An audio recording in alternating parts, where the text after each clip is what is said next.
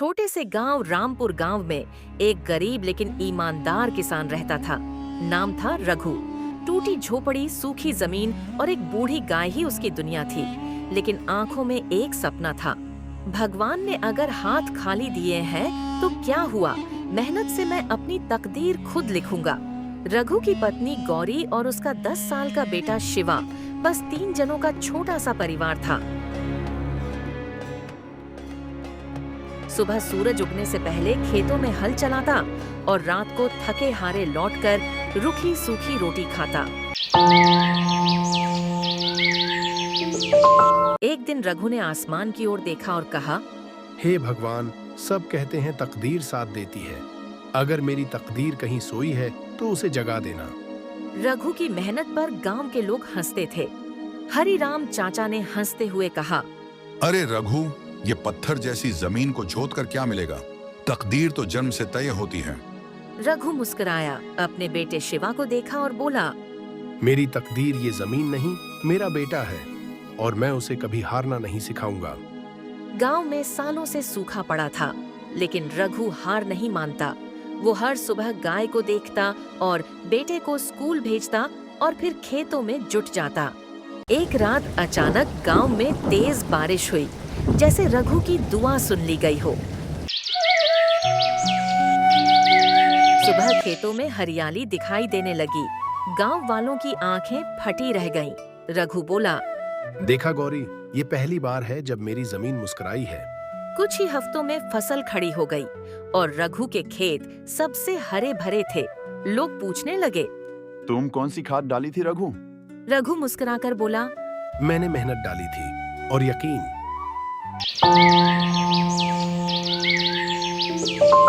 फसल कटने से एक दिन पहले बिजली गिरने से रघु की झोपड़ी जल गई। गौरी और शिवा बाल बाल बचे। सारा अनाज, पैसे, कपड़े सब राख हो गए। गांव वाले अफसोस जताने आए, लेकिन रघु की आंखों में आंसू नहीं थे। रघु बोला, मेरे पास आज भी 2 हाथ हैं, एक बेटा है और जमीन है। मैं फिर से शुरू करूंगा। गौरी की आंखों में आंसू थे और बोली, अब और क्या बचा है रघु, सब खत्म हो गए। जो बचा है वही तो तकदीर है गौरी। झोपड़ी जल चुकी थी, फसल राख बन चुकी थी, लेकिन रघु की आंखों में अब भी आंसू नहीं थे। वहाँ एक अजीब सी चमक थी। गांव के पटवारी ने आकर कहा, रघु, अब तो तू सब कुछ हार चुका है। कोई चाहो तो जमीन भी बेच दे। जिस मिट्टी को मैं माँ मानता हूँ उसे बेच दूं? ये तकदीर की हार नहीं, मेरी मेहनत की अगली परीक्षा है। शिवा अपने पापा को देखते हुए बोला, बाबा, क्या सच में हम फिर से सब बना सकते हैं? बेटा, जो इंसान हार मान लेता है वही बदकिस्मत होता है और जो फिर से खड़ा हो जाए वही तकदीर वाला होता है।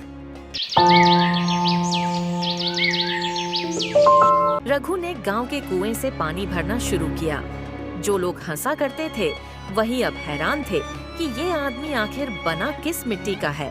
गौरी ने पुराने कपड़े सिले, शिवा ने स्कूल के बाद मिट्टी खोदी। तीनों ने मिलकर झोपड़ी फिर से खड़ी की, बांस, घास और छप्पर से। एक दिन गांव के स्कूल मास्टर आए और बोले, शिवा पढ़ाई में तेज है, पर अब तो तुम्हारे पास फीस भी नहीं होगी। रघु ने अपने खेत की एक कोने की जमीन दी। ये लो मास्टर जी, जमीन गिरवी रख लो, पर मेरा बेटा पढ़ेगा, तकदीर लिखनी है उसे।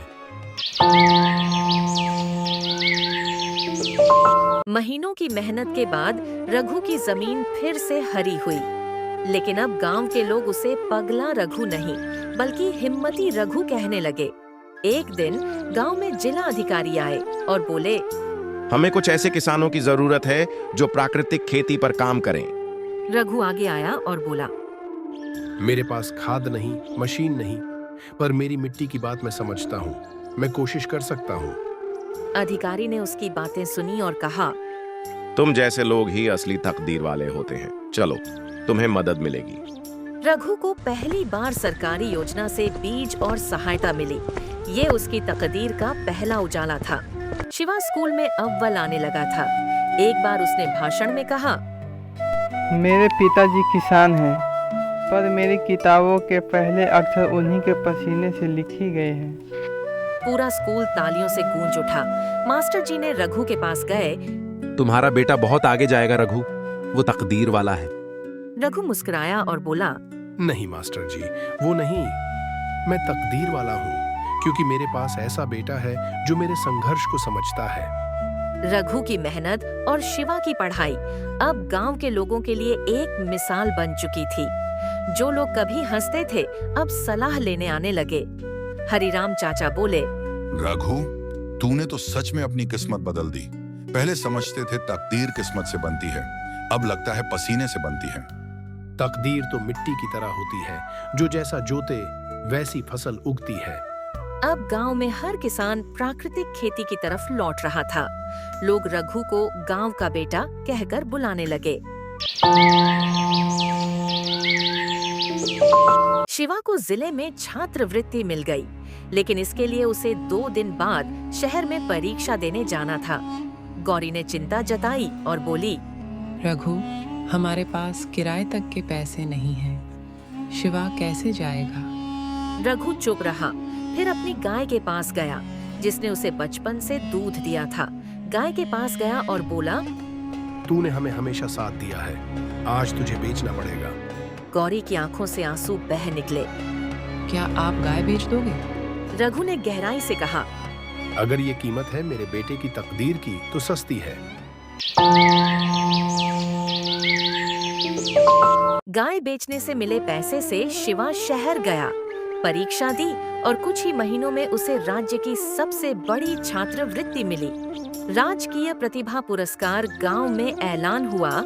धून गांव के किसान रघु का बेटा शिवा बना जिले का सबसे होनहार छात्र। पूरा गांव एकत्र हुआ और पहली बार कोई सरकारी अधिकारी खुद रघु के खेत पर आया।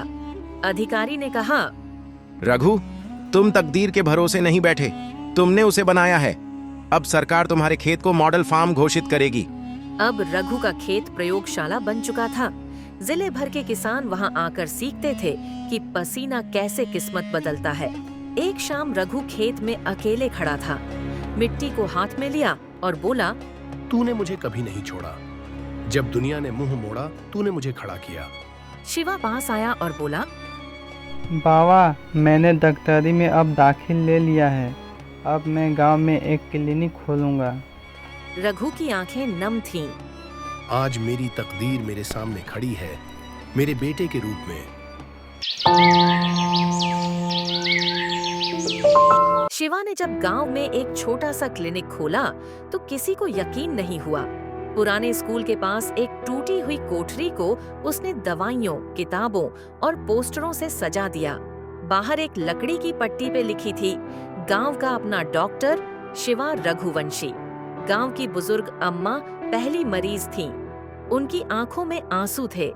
बेटा, पहले हमें शहर भागना पड़ता था इलाज के लिए। अब भगवान ने हमें डॉक्टर अपने गांव में दे दिया है। शिवा मुस्कुराया और बोला, नहीं अम्मा, ये सब तो मेरे पापा का संघर्ष है। उस दिन से शिवा सिर्फ डॉक्टर नहीं था, वह गांव की उम्मीद बन गया था। जिले के बड़े अफसर और कृषि विश्वविद्यालय के प्रोफेसर रघु के खेत का निरीक्षण करने आए। किसानों की भीड़ जमा हो गई। एक प्रोफेसर बोला, आपने जो मॉडल फार्म तैयार किया है वो पूरे राज्य के लिए उदाहरण है। मैंने कभी तकदीर का इंतजार नहीं किया।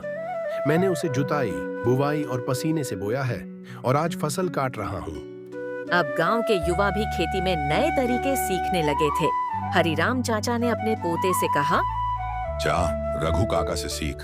तकदीर सिर्फ पंडित की कुंडली से नहीं बनती, पसीने से बनती है।